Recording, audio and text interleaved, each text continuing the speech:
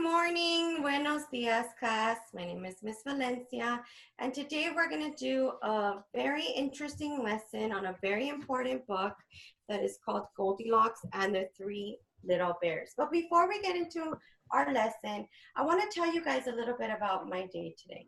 So first I woke up in the morning and I brushed my teeth. Then, second, I rush to get ready and drive to school. And then tercero, I got here into the class and I was so excited to see you guys. And then finally, I'm here standing in front of you guys and I can't wait to get started on this Goldilocks and the Three Little Bears lesson.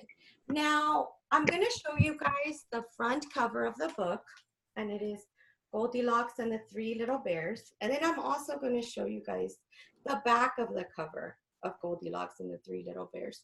Can anybody tell me what kind of a book this is? Now, if you don't know at the top of your head what kind of a book this is, let's think about the books that we've been reading. So last week we did, we did a danger book about earthquakes, and this actually gave us facts. And it doesn't look like it's one of those, right? Because we have three bears that are dressed in clothes. And then we also have a textbook. Does it look like it's a textbook? Like if it's something that has all these pages and you have to do a lot of reading? No, it doesn't, right? But it kind of looks like the book that we just read the other day, which was Pete the Cat, right? We have a cat that had the hiccups. We have pictures. So Goldilocks and the Three Bears looks like it's going to be the exact same kind of book, right? So it's going to be a fiction book and it's going to be a picture book. Now, can anybody tell me why it's a fiction picture book? Because the story is not real and because it has lots of colorful pictures. Now, I also want to talk to you guys about making predictions. So we're going to make predictions as a class, but the only thing we're going to look at is the front of the cover and the back of the cover. So if we look at the front of the cover, we have the three bears. We have the mama bear, the papa bear, and the baby bear. And then if we look at the back, it's the same three bears, and they're looking at something or someone that is laying on the bed. But if we look at the bottom, we see a little girl with gold hair, and she's jumping and she's having the time of her life. So based on the front and the back of the cover, I want you guys to make predictions. And when we're done reading our book, we're going to see if those predictions were anything similar to what you have. I also wanted to mention about Halloween because Halloween is coming and it's around the corner. And I wanted to ask you guys, is it a good idea to go into someone's house, a stranger's home? No, it's not a good idea, right? Especially if there's a big pot of candy. Is it still a good idea to go in there? No, it's not a good idea to go into the stranger's house. So we have to remember when we're reading our fiction books, okay? So while we're reading our story, we have to keep in mind something that's called the sequential steps, and it's something that's going to go in order, right? Just like in the morning when I was sharing my story about how first I woke up, and then second I got ready, and then third I came to work, and then finally I arrived.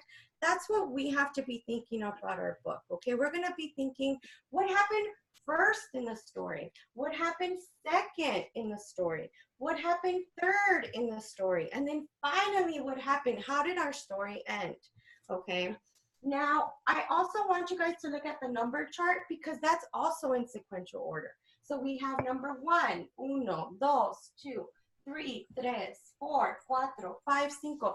And that's also in order, right? Just like how we're going to think about this book in order, we also have the numbers to look at as in order, and we also have the chart. Now, I'm going to go ahead and turn on my smart board, which is here on the side, my pizarrón inteligente. And here on the side of my whiteboard, I have the Goldilocks and the Three Bears, but I have some tags here, and everything is labeled in Spanish, okay, for my students. Para los estudiantes que necesitan ayuda, puse toda la información en español, okay? So I have Mama Bear, which is Mama Osa, Papa Bear, which is Daddy Bear, and Bebe Osito, which is Baby Bear. Okay, so we're going to start reading the book. And before we start reading, Can somebody tell me what the author, who the author is and what does the author do? Yes. So the author is the person who writes the book, and the illustrator is the person who draws the pictures. Now, can somebody please tell me where the spine of the book is? Where's the spine of the book? It is on the side of the book. That's the spine. Now, can you guys find your own spine? If you go in your back and you touch that really hard part, that is the spine. That is your spine. Just like you have a spine, our book has a spine. Okay, so I'm going to start reading our book, and it is Goldilocks and the Three Bears by Karen Buettner and Mark Buettner. And see, we have our first page here, and there's three happy little bears, okay? Once upon a time, in a little house in the woods, there lived a family of bears. There were Papa Bear, Mama Bear, and Little Wee Bear. Every morning, the bear family sat down to eat breakfast.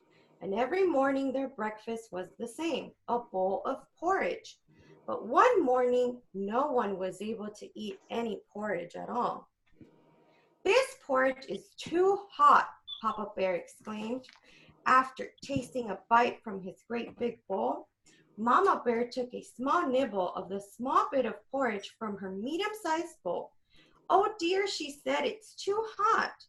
Little Wee Bear, who loved porridge more than anything, took the biggest bite he could from his little wee bowl. When Mama and Papa looked at him, he tried to say, "My porridge is just right," but because his mouth was so full, it sounded like, "My porridge has a buzz light." Said Papa Bear. So I'm going to pretend that I went through the entire story, and I'm going to break down the lesson that I had for the kids. So I have a lesson where we're going to go into sequential steps and in order. That's why I've been talking about the first, second, third, and finally. So we have options that are not part of Goldilocks and the Three Bears, okay? We have Snow White. We have a picture of Goldilocks running outside of her house with the three bears in the back. We have Goldilocks sleeping on a bed that's not hers, and the bears are looking at her. We have three bears that are going out for a walk. We have Goldilocks sitting on a chair that says Mama Bear, and it's clearly not hers. We also have Goldilocks eating from bowls of porridge that says Mama, Papa, and Baby. Again, these are not hers. We have Goldilocks walking into the house.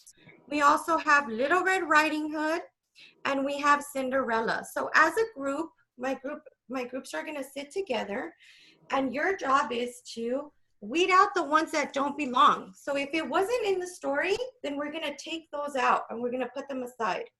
And the little pieces of the story that we did read, we're going to put them in order. As a group, you guys are going to work together, and you're going to decide what happened first in the story, what happened second in the story, what happened third in the story, and finally, how did the story end? And of course, while this is all going on, my whiteboard has everything labeled in Spanish, and that's it.